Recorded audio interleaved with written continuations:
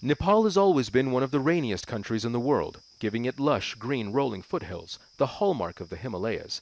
It's certainly not the kind of place you might think is suffering a water security crisis. Earlier, there used to be low intensity, long duration rainfall. Now, what is happening? High intensity rainfall in short duration, that will not go inside the ground, that will go flow as a runoff. That means you have less storage of groundwater. It only rains for part of the year, and Nepal's terrain can turn barren quickly. But just outside Kathmandu, routinely ranked as one of the most polluted cities in the world, is a regeneration success story. This thriving forest wasn't here 2 decades ago.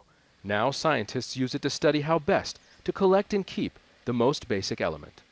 With rain collection systems like this, one tank can hold enough water for a family of 5 for up to a month.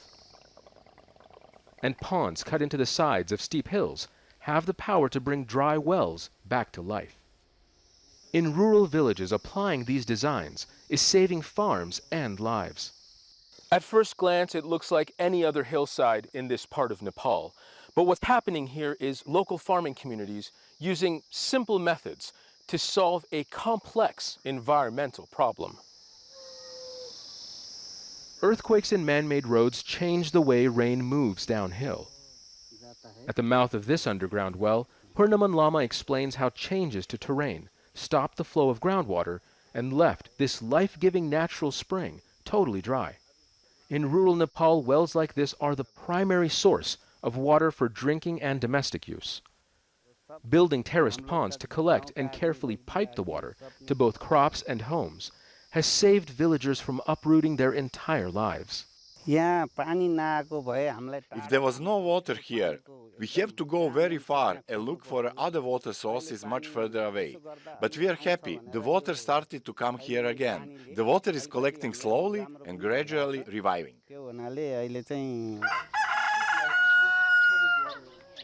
Scientists and farmers in Nepal say the world around them is changing faster than it has to.